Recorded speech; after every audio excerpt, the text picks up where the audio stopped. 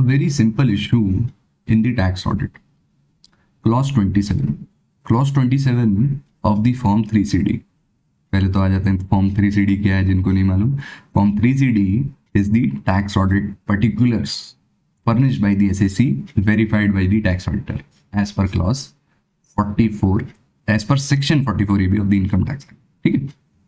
तो normal tax audit का जो पर्टिकुलर्स वाला फॉर्म रहता है 3CD वो रहता है. उसमें एक क्लॉज है 27. जो क्लॉज 27 है talks about very particular things. First one is the CENVAT credits, या फिर सेनवेट नहीं कहता हूँ मैं, I would say the tax credits availed and utilised.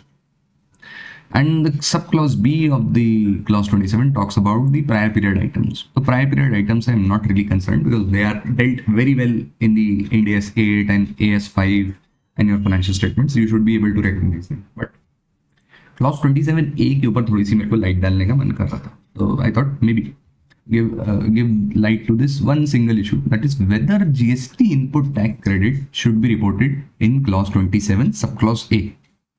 My opinion is no, बिल्कुल नहीं करना चाहिए. And I explain how and why. ठीक है. सो पहले तो इंस्टीट्यूट के गाइडेंस नोट पे चलते हैं. Guidance note by ICAI on 44AB revised edition 2023 which is the latest addition.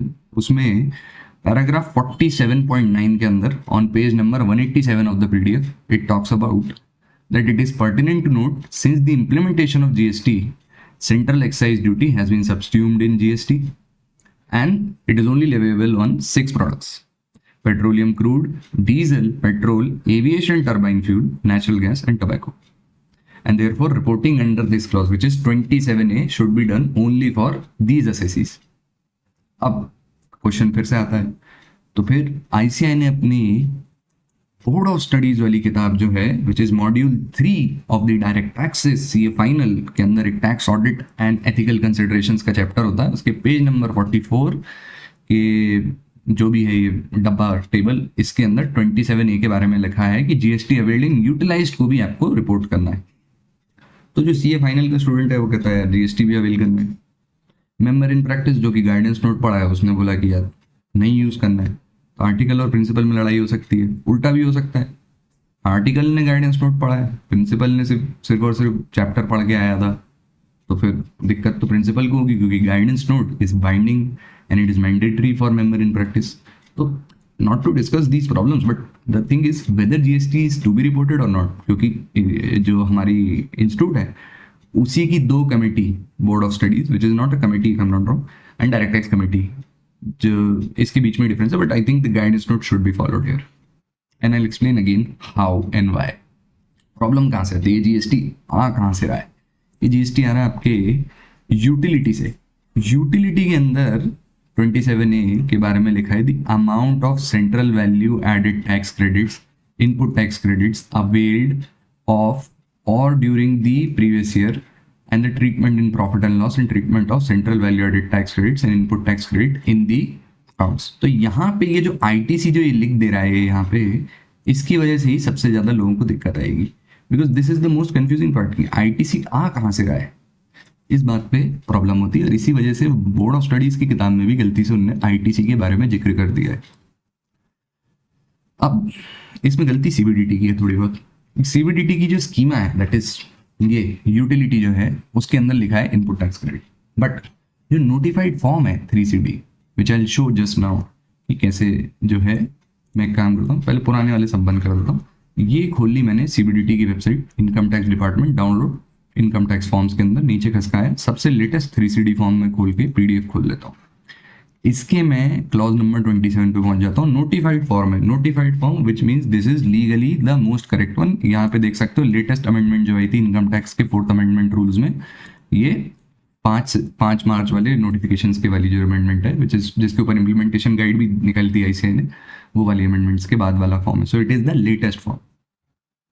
इसमें क्लॉज नंबर 27 पढ़ते हैं. इसका क्लॉज नंबर 27 जो है वो स्कीमा वाले क्लॉज से डिफर करता है. इसमें 27A जो दिया है उसके अंदर कहीं भी इनपुट टैक्स क्रेडिट की बात नहीं हुई है, which is of course correct क्योंकि इनपुट टैक्स क्रेडिट की बात करनी ही नहीं है यहाँ पे. सिर्फ सीबीडीटी ने बोला ही नहीं है तो आपको रिपोर्ट ही नहीं करना है, बट सीबीडीटी ने स्कीमा जो की है उसके अंदर ये एक्स्ट्रा बात लिख दी है। तो हम इसको कैसे इंटरप्रेट करेंगे as members in practice, as students, as articles और as just the SSC as well. Input tax credit अभी तक नोटिफाई नहीं किया है तो ये डॉर्मेंट है, अभी इसको रिपोर्ट नहीं करना है।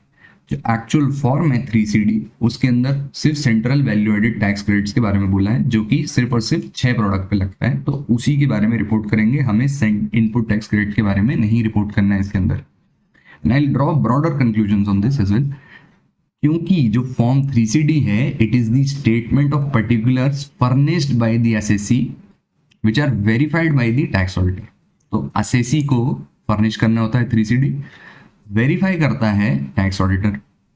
अब tax auditor gives a true and correct opinion, true and correct वाला ओपिनियन देता है, not true and fair view. True and correct बोलता है कि 3CD के particulars except for the qualification under para 3 और para 5 of 3C and 3CB respectively. तो अगर आपके क्लाइंट ने या फिर आपने ही 3CD के क्लॉज नंबर 27 में डाल दिया input tax credit of GST और आपने क्वालिफिकेशन नहीं डाली है, तो in may be in some time future आपको दिक्कत आ सकती है, बिकॉज आपने एक तो इनकरेक्ट रिपोर्टिंग को ट्रू एंड करेक्ट बोल दिया, ये वाली दिक्कत है मेन। तो सेकेंड पॉइंट बीइंग कि ये जो आईटीसी यहाँ पे अगर आप गलती से रिपोर्ट करते हैं और जीएसटी के अंदर वाले officer when the information is shared across by CBDT to GST department CBIC, तो वहां पे जब ये लोग देखेंगे तो वो बोलेगा कि ये आईटीसी आपने बुक्स में दिखाया, ये 9C से कंपेयर कर लो। 9C में if there is reconciliation, even if there is no 9C they can compare with 2B 2A and 3B, कि आपका जो बुक्स के अंदर आईटीसी है whether it is less than 2A, अगर 2A से कम है तो भाई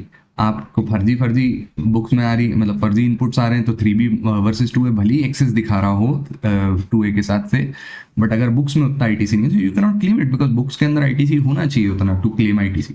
तो ये वाली प्रॉब्लम्स फ्यूचर में आ सकती है। So in my opinion there are only three particulars जिसके अंदर जीएसटी के बारे में बताना होता है in form 3CD। First is clause 4, that is whether registration is required, मतलब whether registration has been obtained and auditor is prima facie of the opinion registration was required, तो वो ऑब्जर्वेशन में बताएगा। That is my view.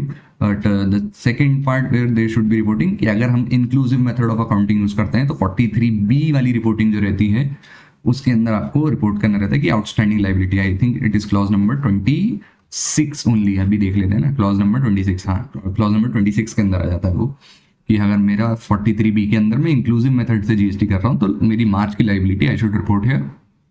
And lastly under clause 44 which is the expense wise bifurcation, वहाँ पे और आपका GST related reporting होती है। बस मेरे को जहाँ तक याद है ये 3 ही जगह पे आपको जीएसटी की रिपोर्टिंग करनी होती है, एल्स कहीं और पड़ी नहीं है शायद से, बस डिमांड वाले केस में और नोटिस वाले केस में आती है reporting, but that's very, you know, I've not seen much reporting of that clause, but ठीक है, in my humble opinion clause number 27A जो है it should not be reported with respect to GST input tax credit but only for SENVAT credits, और SENVAT क्योंकि अब applicable नहीं है except for those 6 products, you should not report it. That's it. I hope you enjoyed it.